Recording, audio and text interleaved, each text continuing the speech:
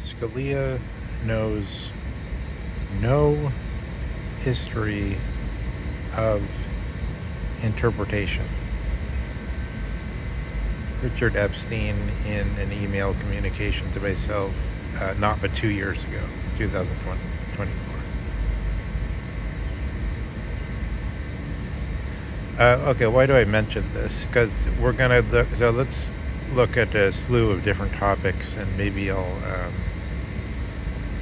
possibly trail on even longer than usual. But first and foremost, let's look at this legal topic of Justice Thomas. So I mentioned Scalia because Thomas seems to me to suffer from the same form of mental deformation. He doesn't know anything about the history of interpretation. Only somebody who doesn't know anything about the history of interpretation could possibly pronounce the imbecilities he's constantly pronouncing.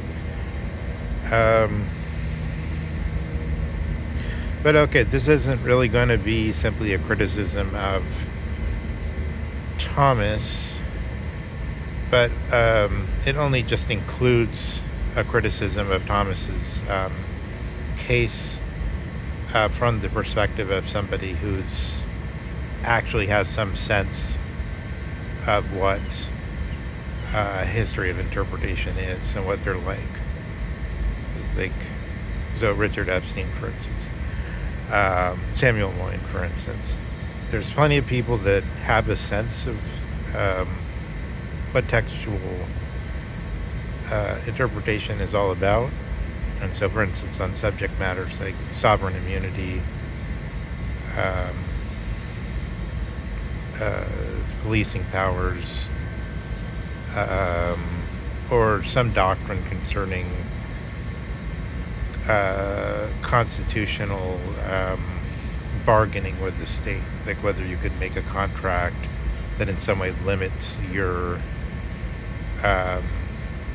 amended rights because you get a benefit for it. Like, say, Snowden says, I will not reveal certain things.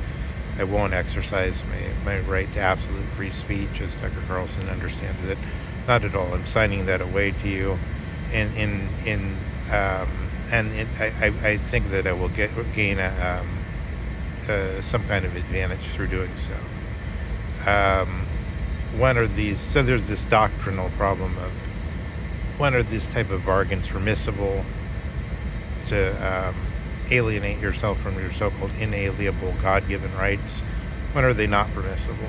That has something to do with, like, are we right now in a situation of war? Is survival at stake? What's happening? And then it kind of changes the interpretation, and people have to say different things.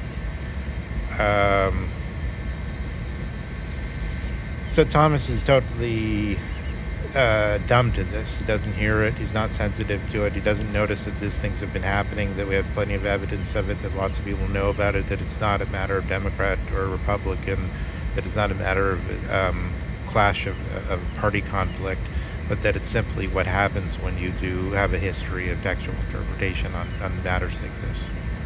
And just as much the basic things that Locke produced in the 17th century. So I think this notion of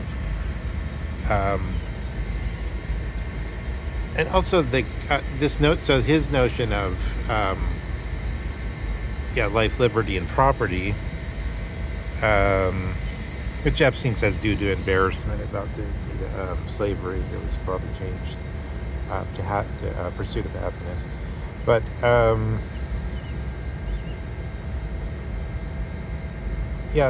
this Thomas is presenting in his speech as though, the Americans all of a sudden, unlike all these postmodernist nihilists, they had religion. No, it's exactly the opposite. They were saying, no longer listen to religious authority, no longer listen to the Pope, to the head of the church in England, who happened to be also at the same time the king. Um, since Henry VIII's advisors told him, why not if you break from the Vatican, you can't be excommunicated because you yourself will become the head of the Holy Church. And so then, of course, he went ahead and did that. The point of the Americans is to break from this kind of tyrannical intellectual authority, which then stretches up outside the statutory order, outside the so-called positive order, up into a divine sovereignty. I mean, that's exactly the origin of the concept of sovereignty amongst the patriots. The patriots said the sovereign power goes not to the king, but to the commonwealth. That's what patriots are. And then that went along with the move from church and altar to the chapel, to the private chapel. You have a private chapel in your house. You could worship if you want, not worship if you don't want, but you don't have some patriarch up above you. That's the point of deism. That's the hard point of it. So that's why they say of nature's God. So it's not that they're like going higher somehow necessarily, but it's that really their point is to break from certain actually existing authorities in a real polemic with people that they're fighting with, who say, in the case of King George, who says he has this divine sovereignty and he can dictate everything. So they switch the sovereignty instead to sort of Platonistic sovereignty.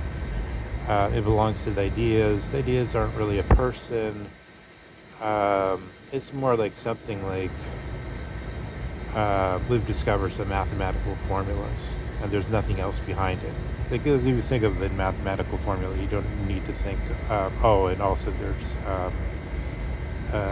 some kind of invisible, gigantic being in which these things are housed, and they take a concern with human existence. You don't really need to think that when you're just doing math. And in the same way, Locke tries to present life, liberty, and property as things that they're just sort of written on the universe for a reason, but they don't really correspond to a living God or a personal God. So this way, I think it's misleading the way Thomas presents the whole issue. But that being said, it doesn't really matter that much, because his main point, just as the main point of the people that originally sort of framed this terminology, is actually a living political issue. So it's like, actually his real point is to attack the progressives, the so-called progressives. His real point isn't to establish a so-called like a textually accurate originalism. That's not his real point. His real point is we have enemies. They're the progressives. They're on the side of what Cass Sunstein has called the living constitution theory. And then, here's a sort of pseudo-intellectual version of what they're all about. And then, he sort of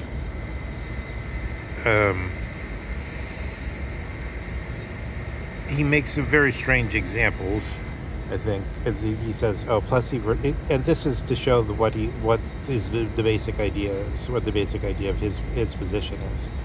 I don't say his position as a whole is at all there's anything wrong with it. It's a very solid position. I say the arguments, the spider webs above it in the night sky that he presents us are totally stupid, and they don't make sense from a point of view of a sensible analysis. And again, the sensible analysis isn't like it's just me that says that. It's people on all parties, all sides, anyone that's good at doing this kind of textual analysis, textual reading, textual history. Everybody sees it. It's just something you have to have experienced. So it's not, and maybe that puts Thomas to sleep. I'm sure it does, because he's not sensitive to it. So a lot of people aren't. But the people that are, it's objective. And then it also, just like with music, you don't really have to understand music the way the person that made it, Miles Davis or whatever, who made it, understood it, you could still see that it's an artisan's creation and not just sort of like spontaneous. You could still tell the difference, right? And then you could still see that there's a certain objectivity in it. The same way as the results of all these textual discussions, and in a way it's more obvious because these are just the things that happened historically, come out of these histories of textual interpretations about which laws there are about things like I just named in the Snowden issue. Some kind of doctrine about how far one can relinquish one's supposedly God-given rights in order to get some benefit from the state.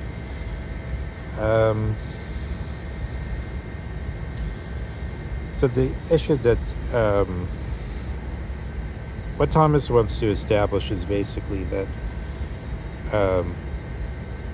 he says these truths being self-evident means something like that the people at the time of Plessy versus Ferguson, which I think is like 1896, that they knew that they were making a bad, an immoral decision with the separate but equal. He said they knew it. So his whole point is, it's like he wants to say, yeah, even in the antebellum South, people knew what they were doing was wrong. So they knew that it was not just against the positive law because somebody had made a statement, but that it was against God's law that there should be the continuation of slavery. They were embarrassed by that, and then according to him, they didn't have the courage to stop doing it. So it's like a Christian. You see, the strong case that he's making is in the sense that it's like a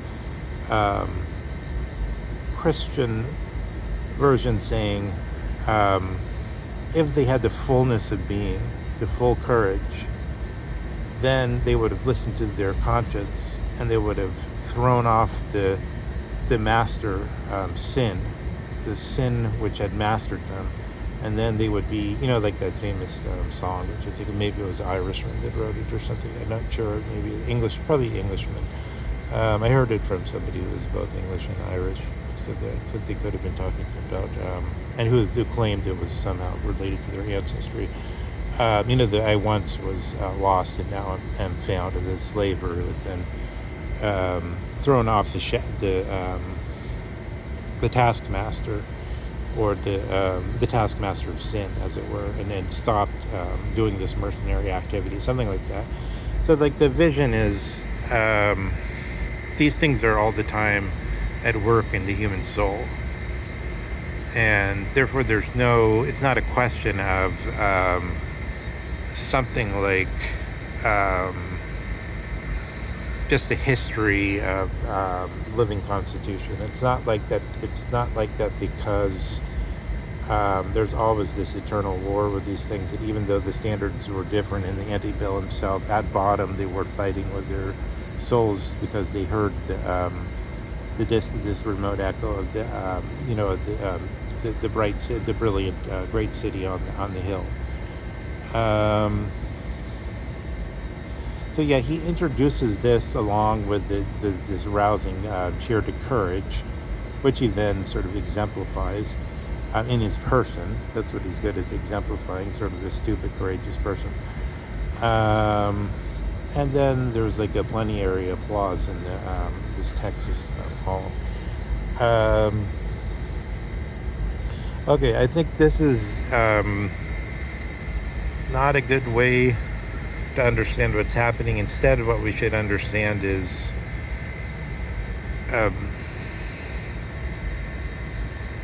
the actual laws that are being made are adjusting themselves to circumstances and to political contests. So de facto, there's necessarily, and we see it, it's not like it's something that hasn't happened yet and we have to get evidence for it. It's been there for thousands of years. Like Richard Epstein is a student of the Roman law, and this goes back to the takeover of Plato's Academy by the I got this wrong before. It was Julian's decree, I think, at the 7th century AD, whereby it then became a place for the study of law and all these things. Cicero, too, who was a lawyer, had studied at Plato's Academy as a young man, by the way. I mean, Plato had already been long dead, but at Athens. So this is a long history of transformations of legal systems, right? And then, so, I mean, for Thomas to say, oh, but, yeah, there's no living constitution. What's that nonsense? So it has a formal sense, like, you could link it to this, like, sort of Catholic version of things, where it's like, oh yeah, at bottom, we ultimately know that the master of sin is against us, but we just don't quite see it. I mean, yeah, I could kind of see that with the antebellum version, right? Where they kind of know, that it's wrong, but they're sort of like, well, that's the way the world is. But thereby they're sort of listening to the question. But what about when you have some Amazonian tribe that's sort of cannibals or whatever, they just have absolutely no truck with any of this discussion. It makes no, it's not, it doesn't, maybe it's a slightly amusing irrelevancy to them. What do they care about this type of discussion? What do you say of them? Are they fighting off the master of sin? Or isn't it that the Catholic view fails there? The view that there's only deprivation of the one being.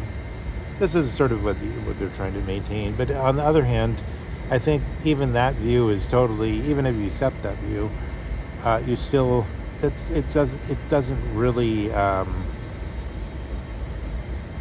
mean, it might clear our thoughts in some way, but it doesn't do away with the existing transformations of law which respond to the actual situations. So that, this sort of essentializing relation between progressives and him and Scalia or whatever, or him and Scalia and Trump, apparently, it's not really accurate, because you can't just pretend. I mean, if you're Trump, you can. So that's actually what's happening. So we shouldn't ignore what's actually happening in order to say you can't. I would say it this way. Nonetheless, it's still the case that all these, that the people that do read the history of law, and see what's actually happening. We still see it. We still see it, even though you're denying it. Okay, I guess that's all I could say. And there's lots of us, so we still see it, even though you're denying it. We could still point it out to other people. It's a sort of it's a sort of Trumpian sort of presentation, really. This the Clarence Thomas is very Trumpian. And it's almost interesting to sort of put so Dugin is saying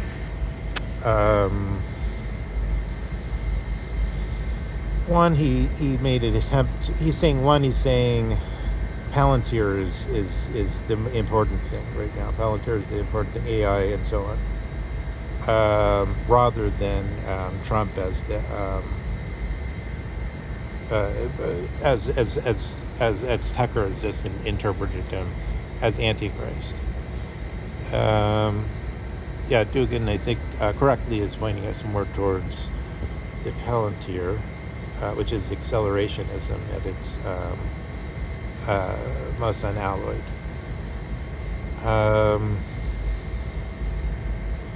But what is Dugin saying on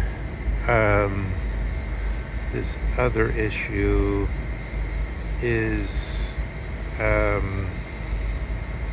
that Trump, he's now identifying with Fraser's Golden Bough, which I think is so in one sense I'd see that he says that because it allows him to put his favorite proposition forward through the figure of the Rainmaker. The Rainmaker is somewhere, I think, like the Congo River or somewhere if he makes the rain, all goes well. He gets a lot of gifts and stuff. But if he doesn't make the rain, they rip his guts open. They slaughter him. But it's arbitrary. They don't have to slaughter him. Sometimes they slaughter him. And then Dugin's point is like, Trump's like that in that either the American people rise up and put a stop to it, or we don't. And that's the final like standard. And so in other words, Dugin thinks the leader should be sovereign in the sense of they run rampant and they're absolutely like Abdul Rahman Khan in Afghanistan at the turn of the in the Finde Cecil days. They do not obey anything but death. Death is the only master, the Hegelian master. Yeah, I mean, that's Dugin's favorite image. That's the way he thinks things ought to be, and that's how he thinks is the cosmic ordering, as it were. But does it really fit Trump? It's like if I look at the other figure, which actually dominates the Golden Bough, so that we go to the retreat or the priestly temple that sits beside this calm lake at Nemi, which is called Diana's Mirror. Yeah, this is a question of a very serious figure who, by legend, so the legend is this, and it's actually, it persisted into historical times. That was the great thing about it. So, yeah, in fact, I think it's historical. So there's what it was is, you could, just as I suppose in the I think of that old medieval German thing where they say a year and a day in the towns, the Schottluft macht frei. So if you run away from the feudal place where you're manumitted to the towns, and you stay for a year and a day and they don't come to retrieve you, then you're a free citizen. But apparently this temple at Nemi, which is dedicated to Diana of the Woods, and the priest is the Rex Nemitos or something like that, King of the Woods.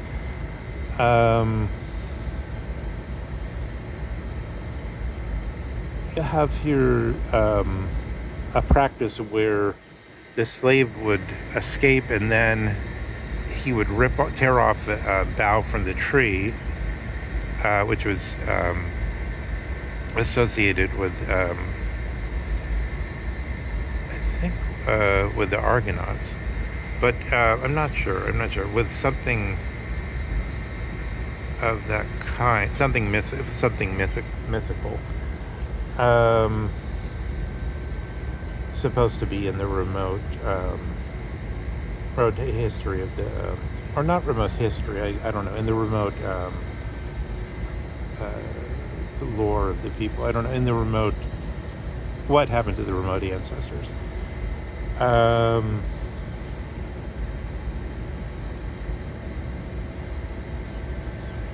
Yeah, so you have a practice of a slave breaking free, and then they have to get the golden bough, and then they have to fight the priest, and then they could slaughter the priest and take his place. And so there was a refuge, and then it was a sacred refuge, and they would become the priest of the woods, and that would be their. So that was a thing that. And then he would have to protect himself against others who would take his place, right? Okay, so all that I just cite as a proof that I don't think it really fits the Trump situation, not that much. you could make a free reading of some kind. You could picture Vance as, uh, slaying Trump through the using the sword of the 25th Amendment. But that would require memorably awesome, courage. But here we have, I think, a situation where Dugin is shifting over to a view that I think is interesting. In one way, I guess there's Palantir Antichristos, like Palantir as Antichrist. But I think so. One, what's happening in a basic look at it is if so the guy, I think his name is Larry Tesler, with an ER, Larry Tesler. He died a few years ago. Was the guy that invented cut and paste. He made this remark that what we call artificial intelligence tends to be what computers don't yet do, but they're sort of right on the cusp of doing it. So like right now, what people keep talking, Bernie Sanders came up with that big speech, his giant speech, and he gave birth to this peach, within which were all these sort of demonic beings in a mad ecstasy, flurling around above Sanders' like pate or whatever, his red pate. And so it's like he was saying, like, the end times are coming. And his point was like things along the line of, so one, I think it's happening very rapidly, is that big corporations are gutting like a lot of, like 50% of their work hours, is the way they put it.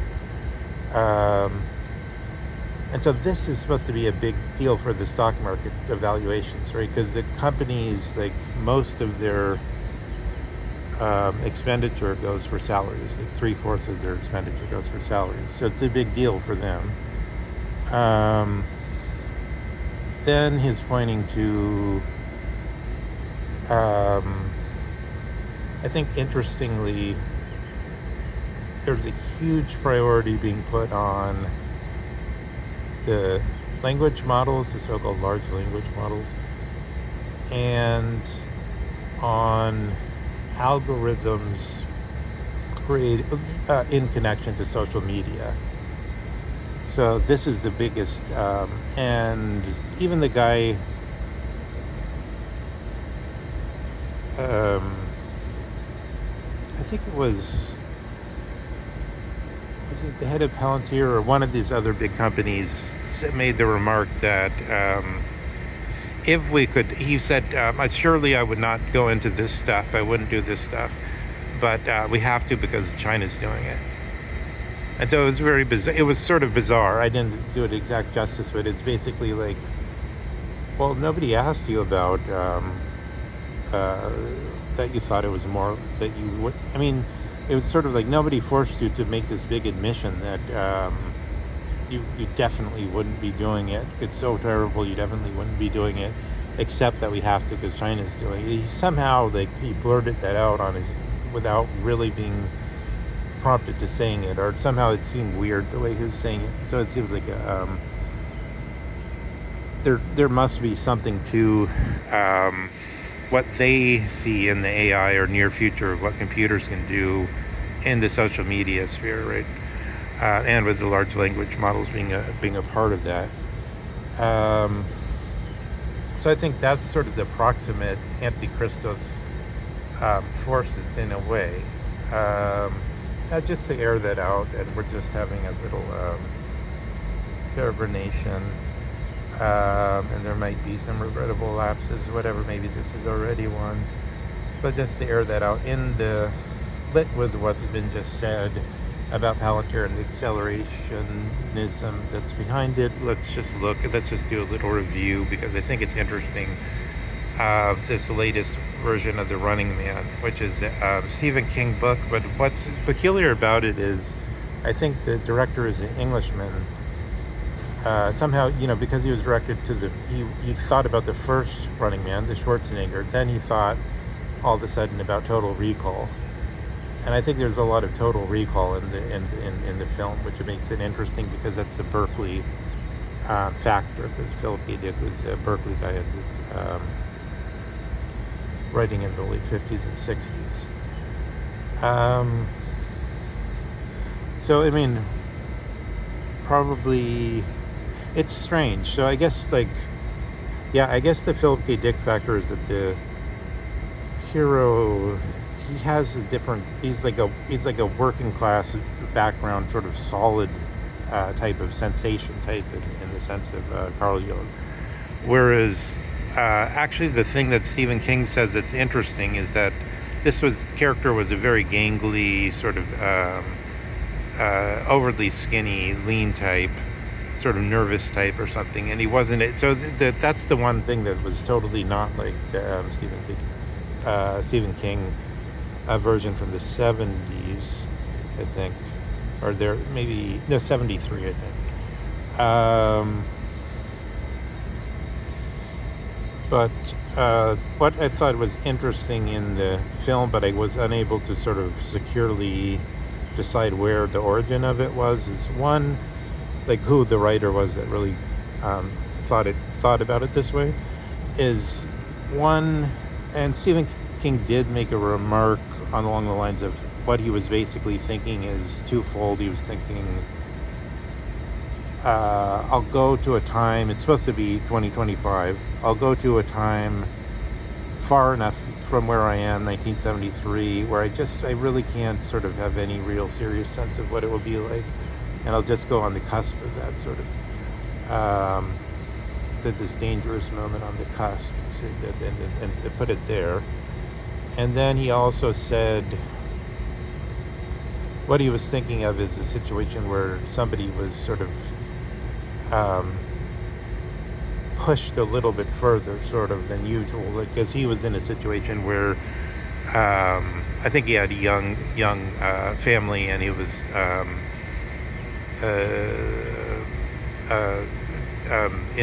financially strapped, I suppose, or maybe have other problems as well. But he was thinking sort of, what if somebody were pushed further in this? What would it be like? And then, but I don't know if all the characteristics come from him. So one, you have a character that's sort of what Fukuyama describes as amoral familyist. Amoral familyism is like his religion.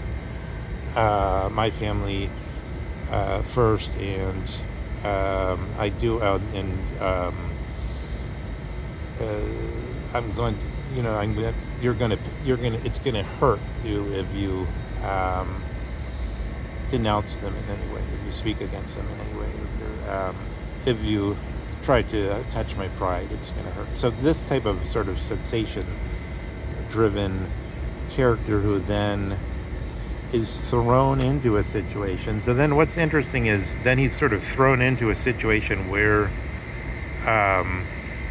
there's a weaponization of this sort of notions of the sort of Ben Shapiro attitude, and then the underclass attitude that, oh yes, we're hard workers, so therefore you can say nothing against us because we've done everything according to what you've said, and I can boast of that. But then the dramatic tension happens because the character who's on a sort of facilities crew or sort of maintenance crew or doing something more similar to construction work, like actual work, physical work, he somehow his team gets irradiated in a way where they become sterile and can't have children, and then he speaks out against that and therefore falls afoul of the company. And then when he goes on the show, they present him as, oh, here's this guy that absolutely refuses to contribute, and look at him, he won't do anything, and et cetera, et cetera. So there's this like tragic situation where through having to speak out again about an issue of injustice, he's destroyed in his capacity to meet the fulfillments of the that 2025 society according to the way it was seen in 1973. And then you get in the the rest of the film is sort of not that important, I guess, to the whole. What I think is more interesting is this sort of moral situation. But then the other thing I thought was interesting is the Thanos character or whatever. I think it's Josh Brolin, I think his name is. That guy,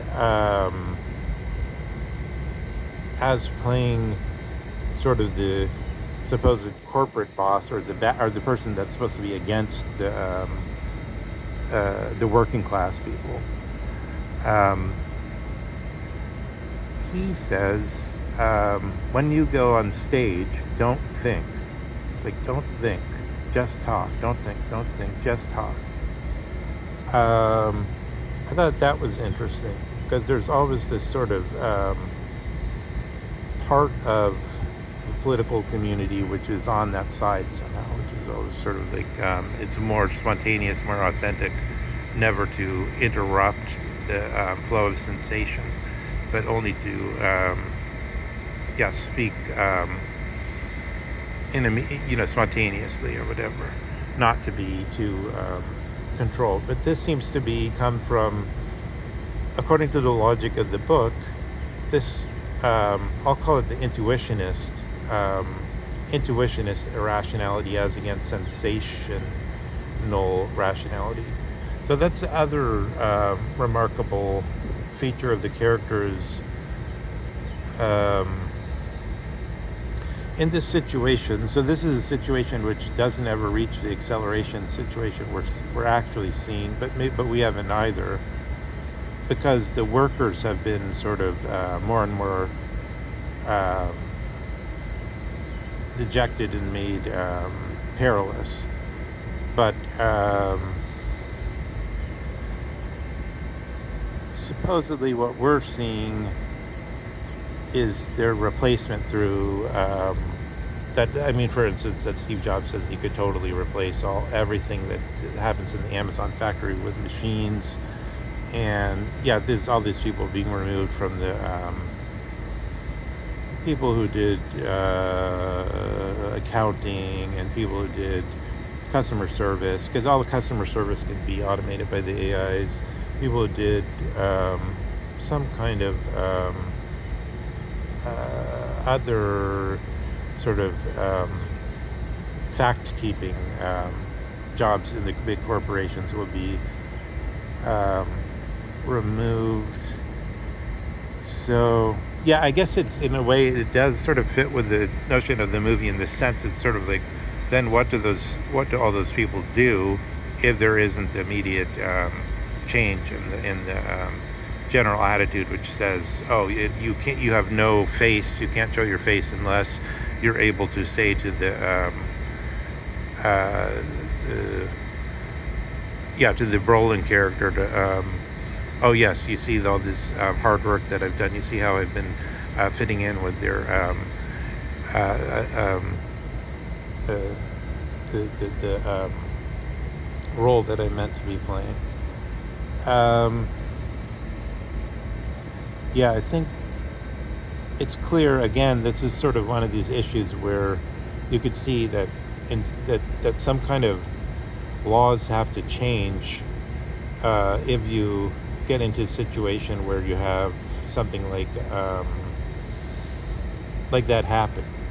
There have to be some different interpretations of for instance, we had a few years ago, there was this issue where Obama made a remark about crimes of life, meaning that like what people have to do just to survive. And then there's the issues of tents, whether people can use tents, what people are allowed to use to survive with. But of course, those type of things get exasperated. They have to be interpreted. The interpretations weren't made. We can't stick with the interpretations made 1,000 years ago, made in ancient Athens 2,600 years ago. We have to have the interpretations appropriate to the actual situation. And so therefore the dichotomy that the whole debate is happening on between the so-called the Scalia Thomas side and or so-called originalists and the so-called living constitution people, or the progressives, is it's easy to put it in a sort of a light where you don't see how much the issues have to be co-decided, and there's all kinds of different issues. You try to put it in an all or nothing light through a false sort of statement of it. False because, again, I mean, there's not really anything that even if you have sort of a Christian interpretation where you say there's really no such thing as evil, it's just a deprivation of being, and so therefore you're always hearing in some way, you're always hearing the good in some way, and then you always sort of realize, oh, I'm a slave to sin, oh, I gotta change. Even if you have that view, you still have to do textual interpretation. You still have to change according to what's happening.